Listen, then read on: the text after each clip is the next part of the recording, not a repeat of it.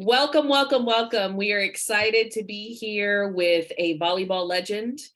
We have a volleyball legend with us, and I was so honored to meet Miss Briana when during COVID we had her on with Haley Eckerman. These are two volleyball legends in the state of Texas. So if you don't know their names, you need to Google them. You've lived under a rock for a minute. But she's here with us to talk to us a little bit about her story, her journey in volleyball, and in the coaching profession as a Black woman. So welcome, Coach. Hi, thank you for having me. Yes, yes, yes. So tell us, how did your journey begin in this coaching profession?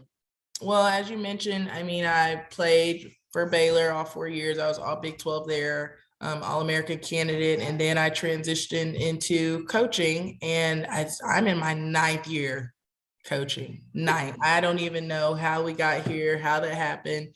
I was hired on as a head coach when I was out of grad school at 23. And I've just been going since. So it was interesting just stepping foot into the coaching world so young, and then also being a young Black woman in the coaching world where there are not a lot that look like me was interesting as well. So it's been fun. Yes. So dive a little bit deeper into that notion. You, as a woman coming out of college, going straight into a head coaching position, what kind of support did you have around you, if any, when you made that jump? Well, I was so thankful for the mentors that I made at Baylor because they really pushed and encouraged me, and they were part of the reason that I did get into coaching because I did choose mentors that looked like me and that represented me and would have my best interests. And so when I decided to take the position first at A. Taylor, the principal just took a chance on me after seeing my resume, like you mentioned, which helps a lot. Definitely helps a lot. But I was able to get support from those while also still finding my feet and finding my way and really entering the world. And when you're a player, you don't necessarily realize as much. Like you realize, okay, I may be the only Black girl on my team, which I was for a few of my teams. And even at Baylor, I love Baylor, but out of a roster of 15, 16 girls, you have 3 or 4 of color on that. And that's not Baylor's fault. That's your coach's fault. That's just the way volleyball has been, unfortunately, with that lack of representation. And so I had to find my footing and make a way for myself in that and start a little bit, I guess, more of a chip on my shoulder in that, so that people would take me seriously because I was young, I was Black, I was new. Like there were just so many things. So from your first head coaching job, you said A. Taylor. Mm-hmm. Then where have you progressed to? Where are you at in your coaching? I was there for 2 years, and then I progressed over to Cypress ISD, where I graduated from. I graduated from Cy Springs High School. However, I took the head coaching position at their sister school, Cy Lakes. And I was there for 6 years, and that was fun. I loved it. The other coaches were welcoming. It's a huge district, 12 high schools now. So, it's insane. And if you know good volleyball, you've seen Cy-Fair. We played against the state runner-ups with Bridgeland High School, has always been strong. Cy-Fair, Cy-Fall has won championships. And then when I looked at that, I was like, wow, like I'm the only Black head volleyball coach. And at one point I was like, am I one of the first Black head volleyball coaches there? Like I can name, and I was like, I can name any coaches. I don't remember playing against any coaches that looked like me when I was competing in that district as a high school kid. And then when I look at, the administration, when I look at the athletic administration, it's like thinking about how hard I would have to work to be in a position to be in charge or have some kind of power in a district like that. Because and I don't think people are openly seeing like, oh, well, we don't openly try to discriminate or we don't openly take credit, but it's like, well, it's there, and to have to work through that and have to sometimes stand up for myself in different ways and be like, I'm important, I have a voice, and I'm not only representing myself, but I'm representing so many young girls across the country who do want to be successful in this sport. Now, you made some excellent points by stating, the people that are in leadership, those are the people that are hiring. And you said it, your first principal took a chance on you. But how many times do we miss those opportunities with other women of color in this sport specifically, in volleyball specifically? How many times do we miss that? And what does that feel like to be in a situation where there's a burden that's on your back because you're representing more than yourself? Yes. Talk about that a little bit. I think, like you said, there's so many times women are passed over and girls are passed over. And I think it's because we are so strong. And even when we aren't strong, we have to pretend that we are. And so sometimes our faces or sometimes our demeanor can come off as, well, they don't care, or they don't have the right attitude, or they don't. And so I remember even in high school establishing myself as, oh, she's personable, she's friendly, she's everything we want her to be. And it's like, sure, I can be those things, but why do I have to be? Why do I have to give you a little more than the girl next to me who's not my skin color? And she just gets away with whatever she gets away with. But I get so sad when I see our girls that have to have a certain attitude, or even when fellow coaches or teachers come up to me and they're like, oh, so-and-so just has such a bad attitude. I'm like, does she? Because she's one of the most coachable kids I've ever had, you know what I mean? And so it was just one of those things where I have to take it upon myself to coach the girls up, not only in volleyball, but in life, of being like, hey, this is how we have to be sometimes. You have to put on a face when others don't, or, you come off as standoffish, or you come off as having an attitude or impersonable.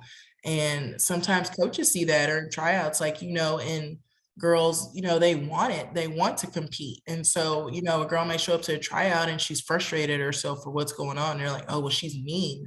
And it's like, well, is that kid mean, or is she just really trying to work hard because she's out of place here? And so seeing things like that, and then of course having to transition into adulthood, but the kids aren't always naive to it. And I've had several of my athletes, because my demographic at Taylor and Salt Lakes was mainly brown girls. And so you come up, whether they've been Black or Hispanic, and they're like, coach, this person said this, or this teacher said this or that. And it's like, you guys are adults that, these kids feel these vibes from, that don't correspond with what we're supposed to be teaching them about acceptance. And when they already have these obstacles that they have to face. And so that's always challenging too. And it's kind of disheartening when you look at it, because it's like, why isn't there a place? Why do they have to force and dig their heels in and make a circle for themselves, and then no one wants to get in the circle with them?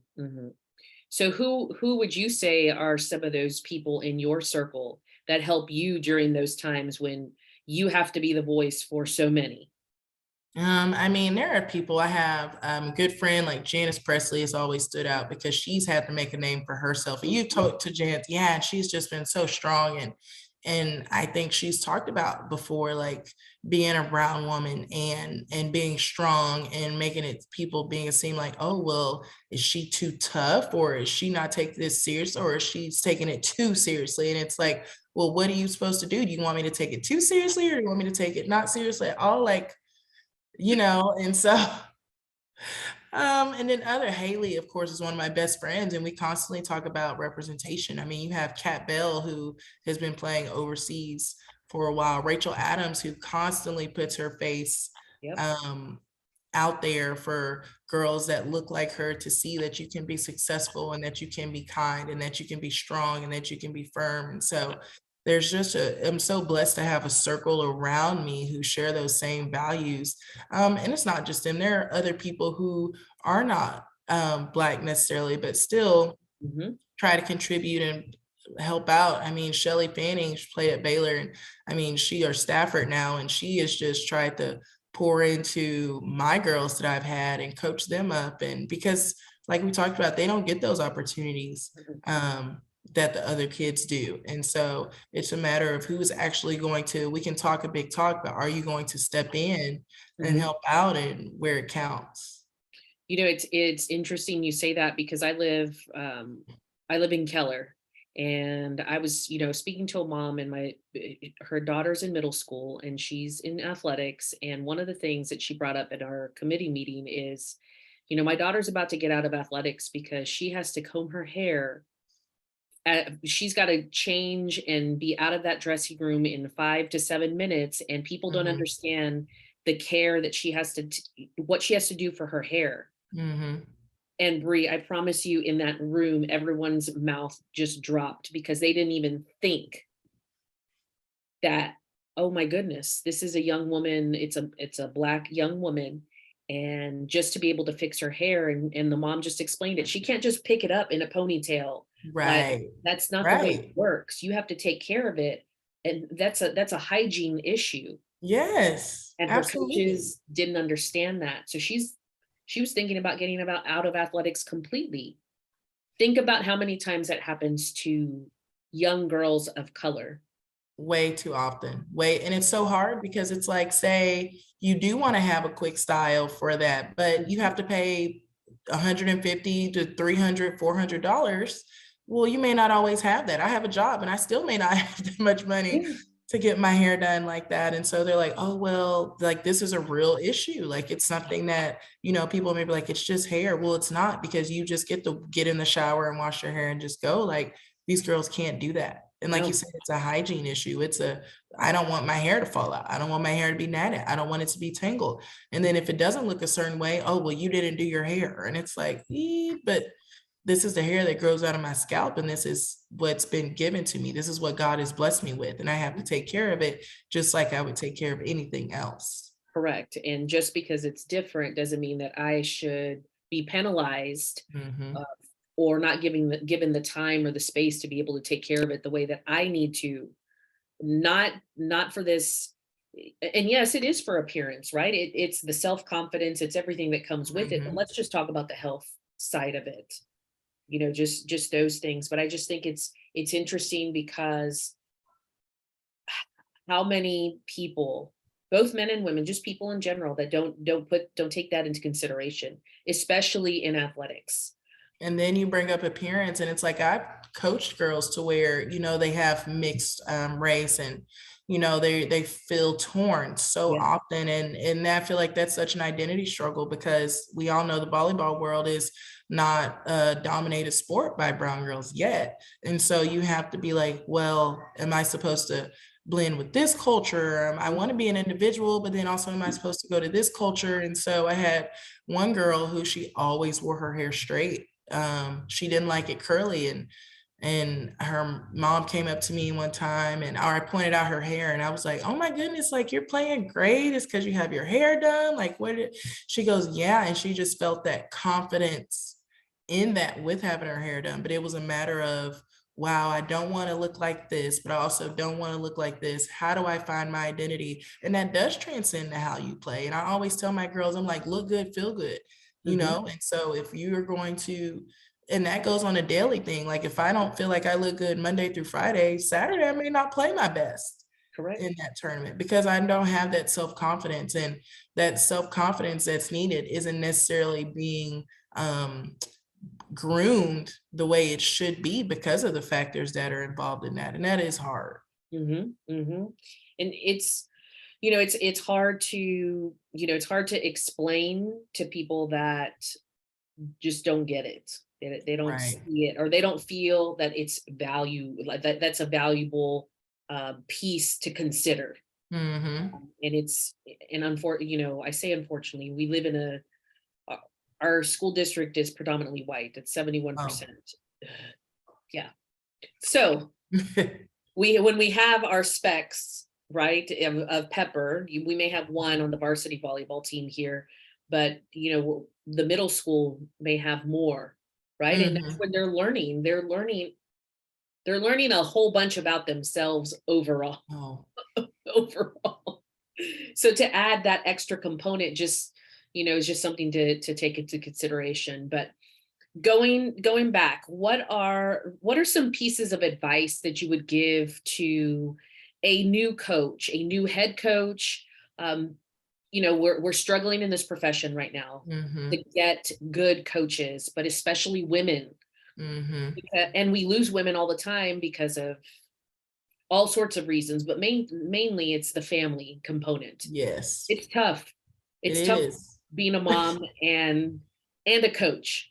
It is. It's hard. It's really hard. Talk about that before we ask the question. So just being the mom and the coach.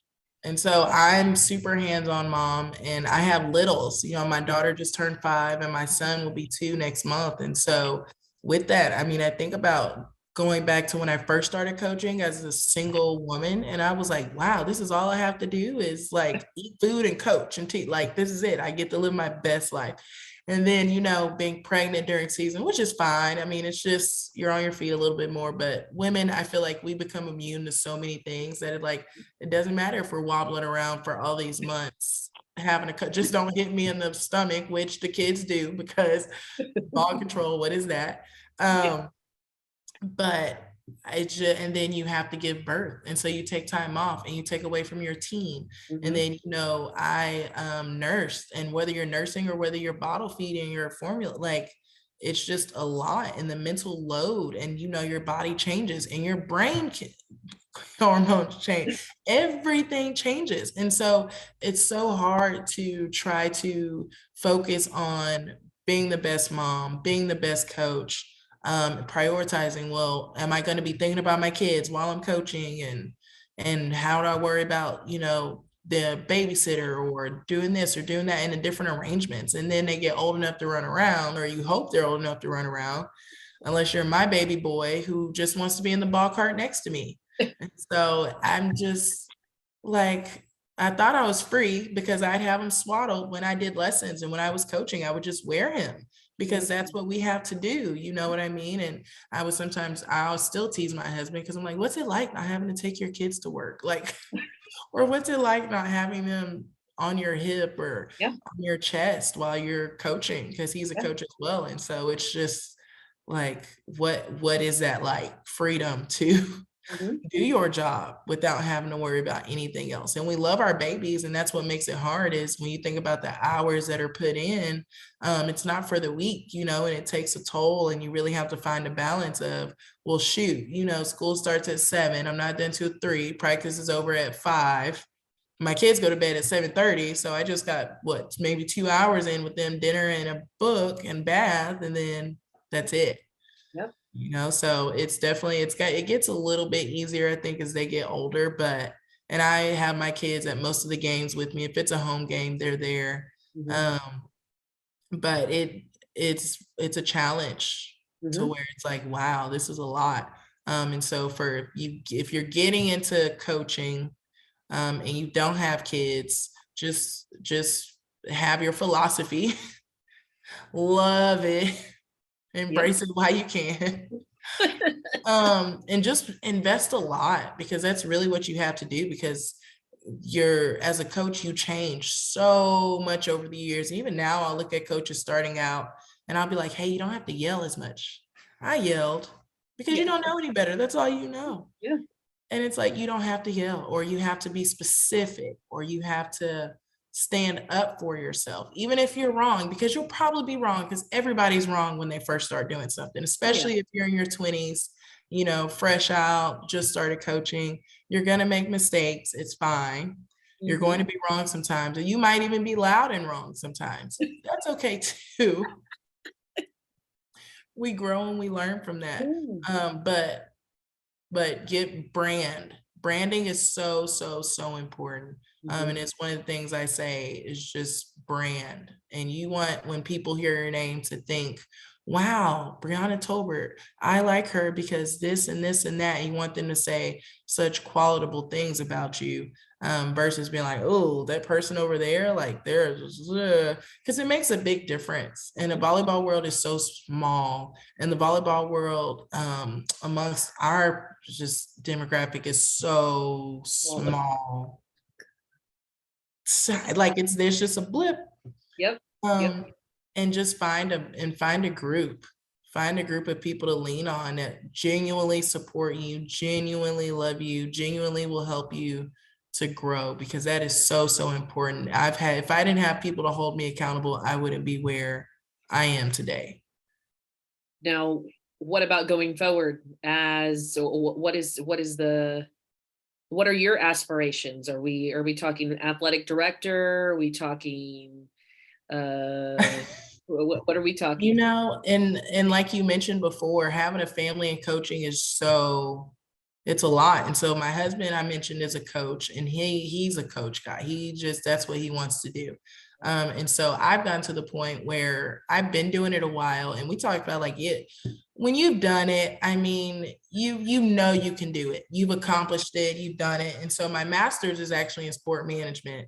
And I did say I did always want to be an athletic director. So maybe someday I'll be over like athletic programs Mhm. somewhere, or if I wanted to go a route over the district. But I mean, it is hard. Like if you want to be an athletic director in a district, because one, it's male oriented.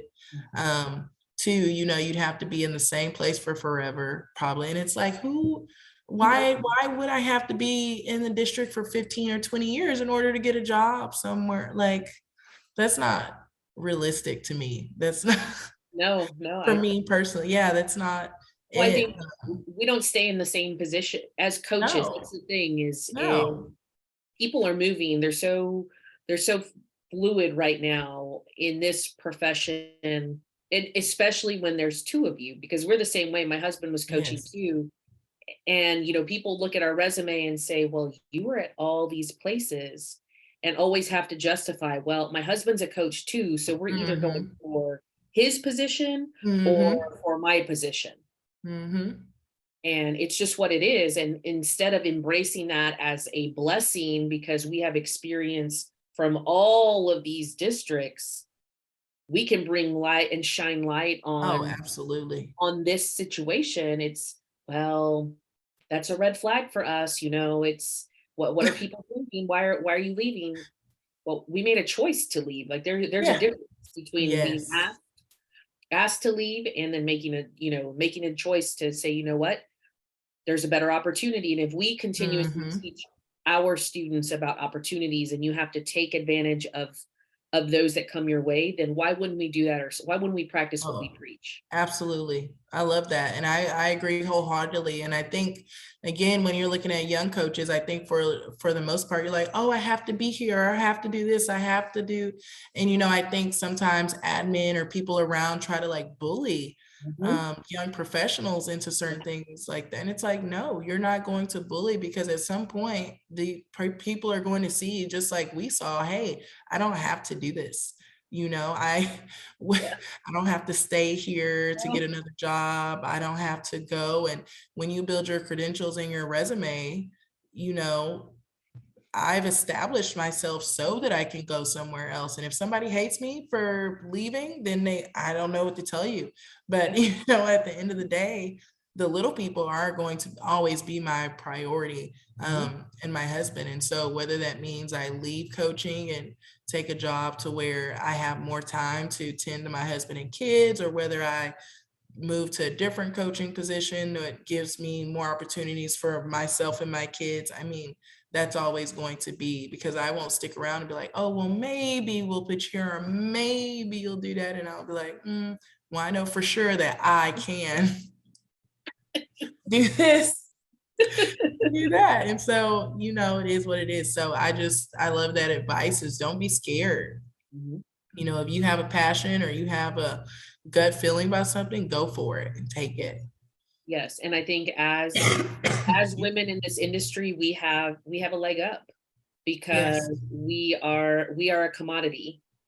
There are plenty of school districts that are looking for women to coach, period. It doesn't matter what Yes. sport, it doesn't matter what level.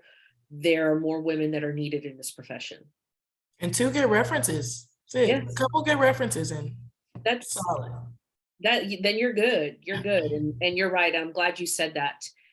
When you I mean, I know I'm guilty of it as a first year, second year coach, even my first, before I had my husband, my children, all of that. I said yes to everything. I have a hard time saying no. So I said yes to everything. But once you learn and you flip that switch where you say, oh, I don't have to say yes, I don't have to do that, life changes.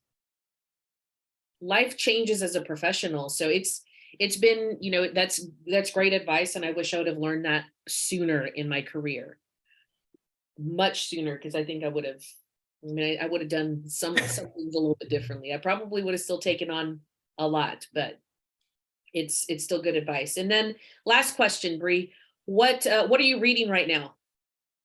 Woo! So me being the English teacher that I am, and me trying to connect to my children, Mm. with my children, I just finished yesterday American Dirt. Do you read it? It's so good. It's so good. It is great. And so I finished it. I loved it. It was a lot. It- It was a lot, and it was great. So, and so I also, the male version of that one is Solito. Yes, yes. That one, that Solito and Enrique's Journey.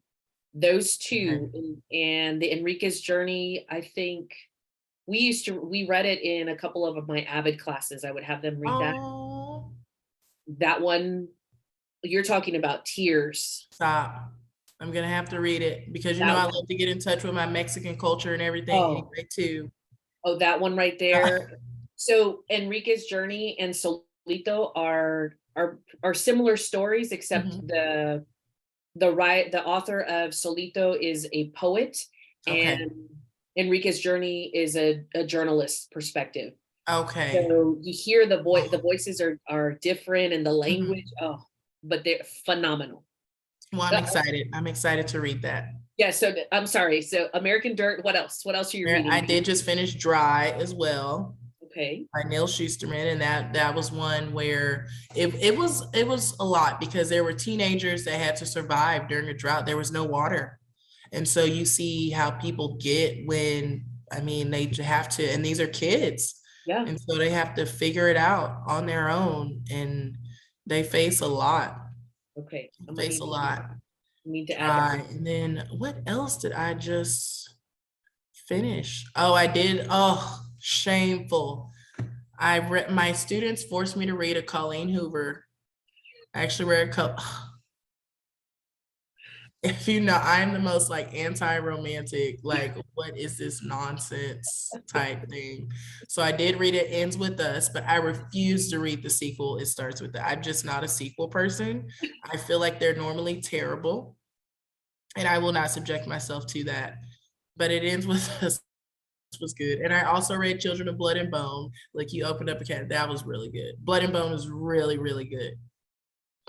Okay, so those are some that I need to add to my collection. I have a stack right next to my bed that. Add it. And Children of Blood and Bone was awesome because it's based in Africa, and Okay. it's science fiction, like magical kind of characters and terms, and there's discrimination in there. So of course there's discrimination within this African country of the Africans who have different abilities. Mhm. And so you see how they're treated based off of their skin color, based off of their hair color, based off of their abilities. And so it Okay. was just a really, really powerful, and the main character is just this young African girl, and she has to basically save her family and her people. And you see how she's treated Mm. without doing anything wrong to anybody. So I love the empowerment, but girl power behind it. Yes. Good, good, good. So those are some good ones. And Yes. then the other one I was going to suggest, if you have not, is Atlas of the Heart. Oh, Brene, no. Brene Brown.